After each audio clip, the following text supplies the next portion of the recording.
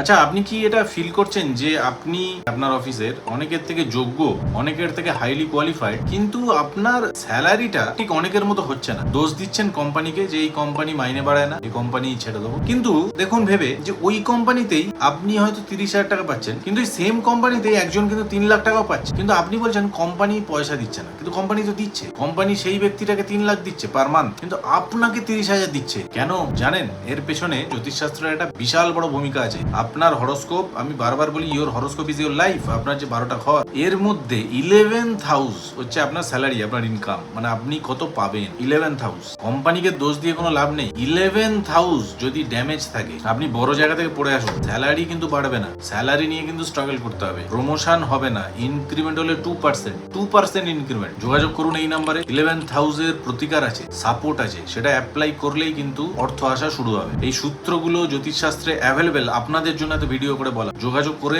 Immediate সেই প্রতিকার apply করুন এবং রেজাল্ট দেখুন কি হয়।